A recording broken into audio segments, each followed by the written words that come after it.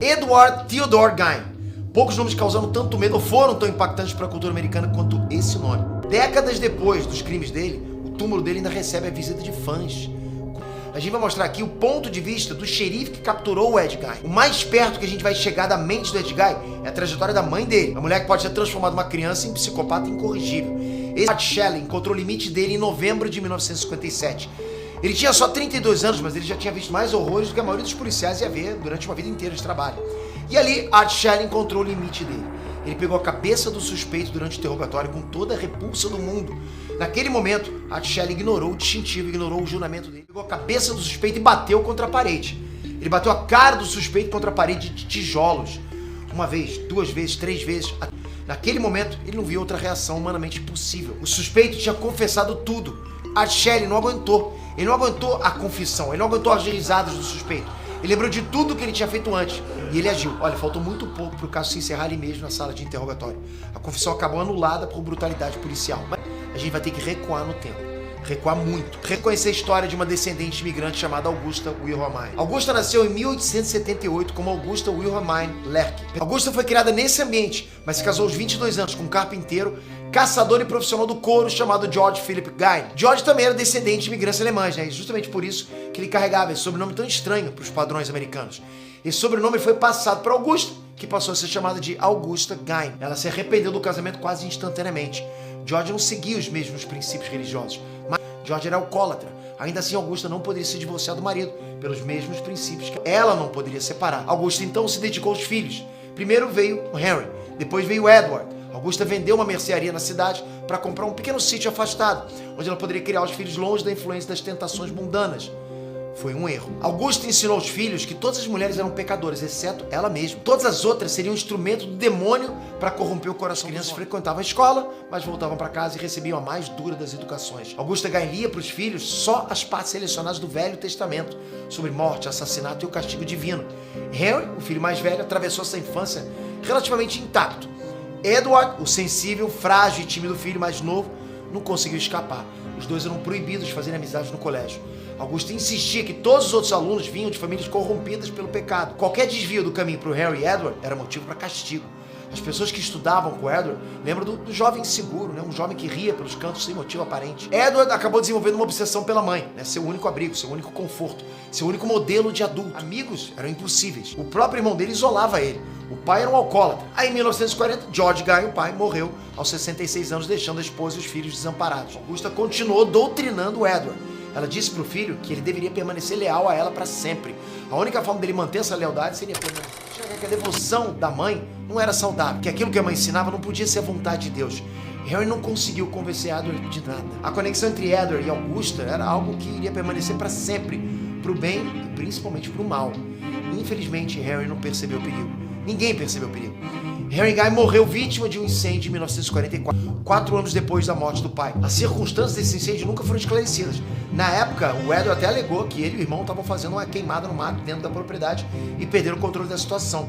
As chamas se espalharam, os bombeiros foram acionados. Foi só quando o incêndio foi apagado que o Edward relatou que o irmão tinha sumido. As buscas foram conduzidas durante a noite e o corpo do Harry foi encontrado de bruços com o rosto virado para o chão. Ele não tinha sinais de queimadura, mas o Harry trazia marcas de impacto na cabeça. A polícia descartou a possibilidade de assassinato. No registro, Henry Gein consta como morto por asfixia e uma autópsia foi realizada. Ninguém percebeu o perigo. Ninguém percebeu que Caim tinha matado Abel. Bom, Augusta sofreu um derrame no mesmo ano que o Henry faleceu. Quem estava lá para cuidar dela? O Ed. Augusta ainda deixaria uma última herança para o Ed antes do fim. Em 1945, confinado numa cadeira de rodas, antes poderosa Augusta Gein ainda tinha força para um último exemplo, para um último legado de ódio e horror. O caso aconteceu quando Augusta e Ed foram visitar um fazendeiro chamado Smith, que vivia ali perto. Eles foram para comprar palha. Augusta viu Smith espancando um cachorro. Uma mulher saiu da casa do Smith e ordenou que ele parasse com a violência. Smith não escutou e espancou o animal até a morte. Augusta Gein ficou chocada, né? Não com a violência, não com a covardia, não com o destino do animal. Augusta Gein ficou chocada com a mulher. Smith não era casado. Se tinha uma mulher dentro da casa do Smith, isso só podia significar que o vizinho estava vivendo um pecado. Augusta então ordenou que o filho nunca mais fizesse negócio com o Smith ou com aquela que ela chamou de vadia. Naquele mesmo ano, Augusta faleceu aos 67 anos. Ela deixou Edward sozinho no mundo, sozinho, né, com os pensamentos dele, sozinho com a maldade dele. Edward estava prestes a se tornar Ed Gein, carniceiro de Plainfield.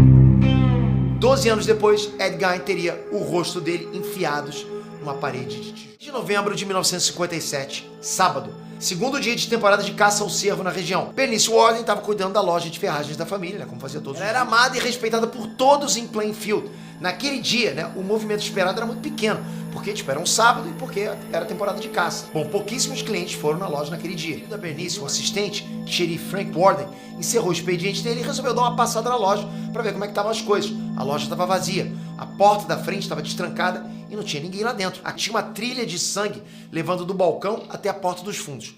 No chão tinha uma cápsula de rifle, o mesmo tipo de projétil que um caçador de cervo usaria. Frank Worden gelou na mesma hora de um crime. E Frank Worden gelou porque ele já tinha visto tudo aquilo antes.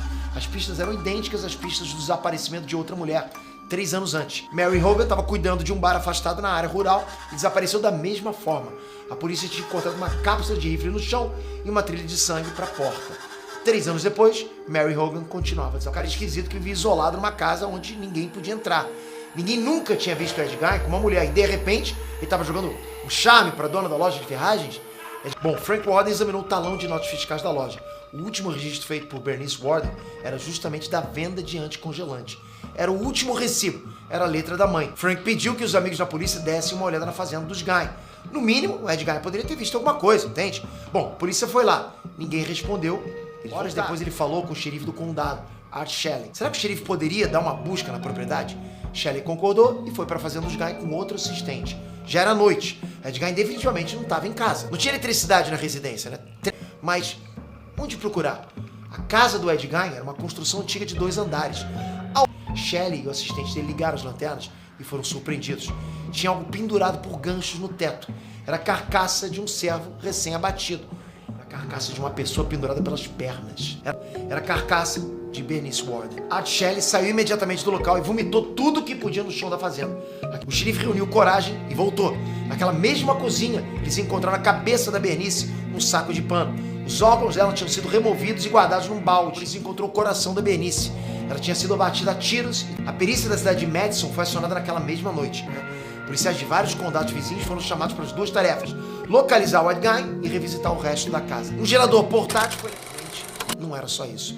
O que a polícia encontrou naquela casa foi uma grotesca e real. A casa enganava, parecia um lar, mas era uma filial do inferno. Em cima da mesa da cozinha tinha o que parecia ser um simples prato de sopa. Não é a parte de cima de um crânio humano. 2 crânios foram encontrados servindo de enfeite na cabeceira da cama. O Ed Gein tinha herdado do pai a habilidade de trabalhar com a carpintaria e trabalhar com couro. A polícia achou cadeiras inteiras, feitas com ossos ou com estofamento feito de pele humana.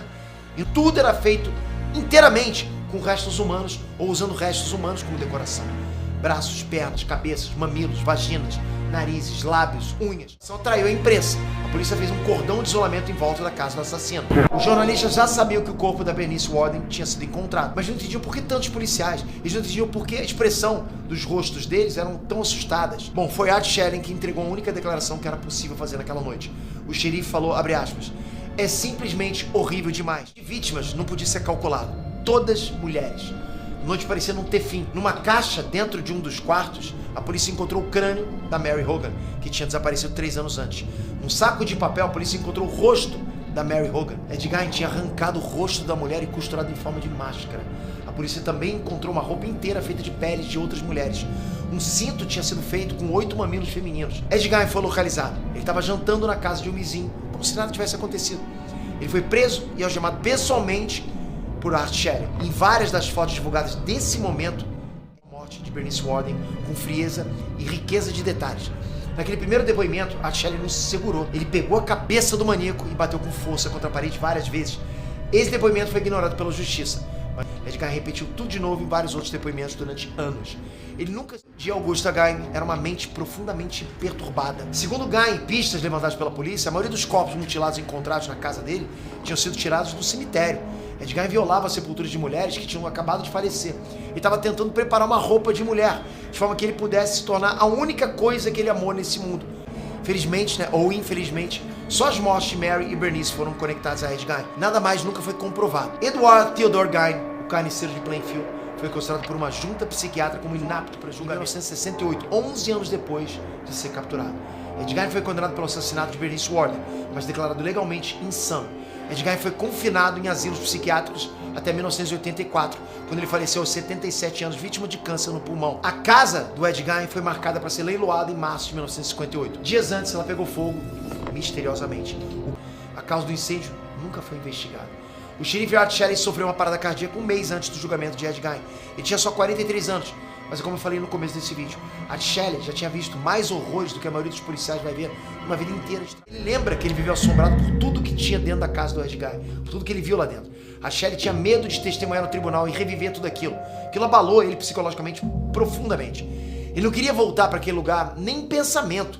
Art Shelley também tinha medo de admitir na frente do juiz que tinha espancado o acusado. Ele era um homem honrado e morreu carregando uma vergonha que não era dele. Art Shelley foi esquecido